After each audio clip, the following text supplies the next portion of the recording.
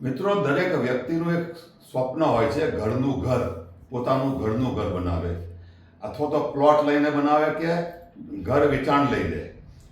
પણ અને આ સ્વપ્ન સાકાર કરવા માટે દરેક વ્યક્તિ એની જીવનની તમામ મૂડી ખર્ચી નાખે છે. પરંતુ ક્યારેક એવું બને છે કે આ સ્વપ્ન સાકાર કરવાનું એનું સ્વપ્ન અધૂરું રહી જાય છે, કારણ કે એમને એવા વિશ્વાસઘાતી બિલ્ડર કે વ્યક્તિઓનો ભેટો થઈ જાય છે કે એમની તમામ જે મૂડી હોય જીવનની તે ગુમાવી દે છે. અને આવા વ્યક્તિઓને ઠેર ઠેર એમને જે ન્યાય મેળવવા પણ ભટકવું પડે છે. પોલીસ વિભાગમાં ફરિયાદ પણ લેવાતી નથી, કારણ કે જે તે ઠગાઈ કરનાર વ્યક્તિ પહોંચેલા હોય છે. તો આવા જ આપણા ભરૂચના એક વ્યક્તિ છે, પંજાબ નેશનલ બેંકના રિટાયર્ડ કર્મચારી, એમનું નામ છે અલ્કેશભાઈ દવે. તે પણ આવા જ એક બિલ્ડરનો ભોગ બનેલા છે.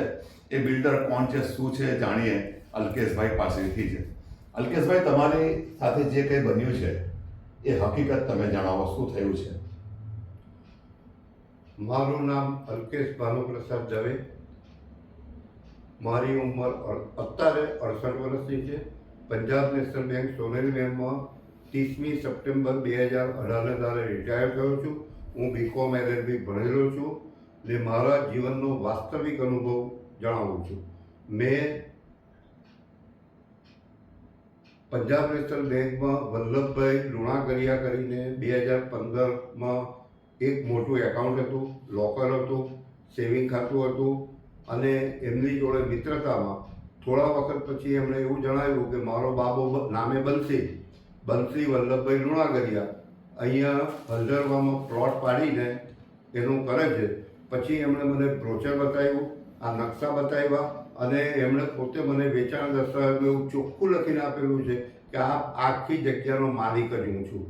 અમે એમને બહાના કરતા ₹50,000 ચેકથી અને ત્યાર પછી બધા લગભગ હપ્તાઓ 90% રકમ અમે SV ડેવલપ્સ નામના ચેકથી આપેલી છે.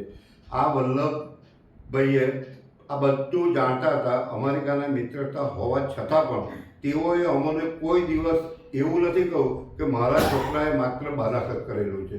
હવે જો અમને એવું કહ્યું હોત તો અમે આ સ્કીમમાં પડત જ નહીં, પરંતુ અમને વિશ્વાસઘાત કરી અમેરિકાને છેતરપિંડી કરી છે. જમીન એમની પોતાની છે એવું કીધું? હા, એવું એમણે વેચાણ કરારમાં લખીને આપેલું છે કે ભાઈ આ જગ્યા પર કોઈ પણ જાતનો કોઈનો હક નથી, દાવો નથી, હિસ્સો નથી, લિટિગેશન નથી, કશું જ નથી. તમે અમારો વેચાણ દસ્તાવેજ વાંચો અને અમને તો નોટરીએ કરીને આપ્યું એટલે અમે તો વિશ્વાસમાં રહેલા છે.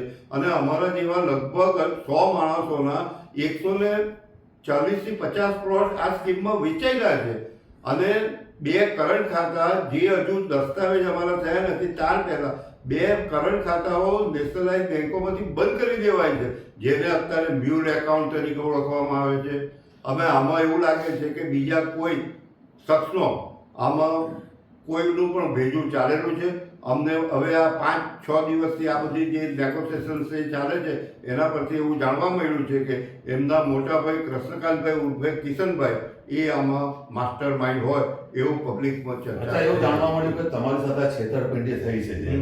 એ સંદર્ભ તમે પોલીસ ફરિયાદ માટે ઘણા પ્રયત્નો કર્યા.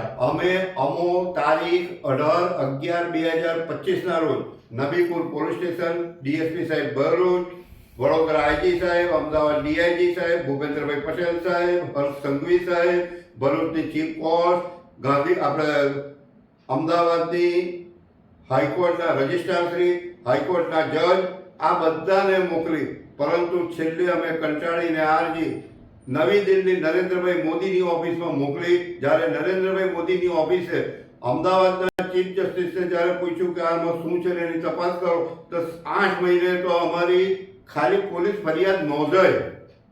અમે આપ સાહેબને એક વિનંતી કરીએ છીએ કે જ્યારે પણ આ ભરૂચની કોઈ પણ અદાલતમાં આ કેસની આગળ કાર્યવાહી થાય, અમે બધા સિનિયર સિટીઝન છીએ, તો બને એટલું જલ્દી ડે બાય ડેનું પણ જો થઈ શકતું હોય પ્રોવિઝન તો અમને જલ્દી ન્યાય મળે. કારણ કે અમારી આખી જિંદગીની મૂડી જે અમારી 68 વર્ષની ઉંમરે જો હવે અમને અમારા પૈસા કામ ના લાગે તો આ પૈસા કમાવાનો કે ભેગા કરવાનો કોઈ અર્થ ખરો? અચ્છા, આમાં 5 પોલીસ કર્મચારી આમાં ઇન્વેસ્ટિગેશન કરતા તમને માલુમ પડશે કે મને ખબર છે ત્યાં સુધી ઓછામાં ઓછા 10 પોલીસવાળા અને 2 એડવોકેટો પણ છે જેઓએ જમીન લીધેલી છે, પરંતુ હજુ એ લોકો ખબર નહીં કેમ એફઆઈઆર નથી કરતા. કારણ કે પોલીસવાળા એમાં 2-3 પોલીસવાળા તો બચારા ગુજરી ગયા છે, એમના મિસિસને પણ આ ફાઇલોની કંઈ ખબર નથી કે અજાણ છે. માટે હું તો વિનંતી કરું છું કે જ્યારે પણ આ કોર્ટમાં આવે તો અમારા તરફ આપ શ્રી ન્યાય માટે યોગ્ય કાર્યવાહી કરશો એવી અપેક્ષા રાખીએ છીએ. તો મિત્રો, આ બિલ્ડરથી છેતરાયેલા અલ્કેશભાઈ દવે જેવા 140 વ્યક્તિઓને ન્યાય મળે છે કે નહીં એ આવનાર સમય બતાવશે. ત્યાં સુધી રાહ જોવી જ રહી.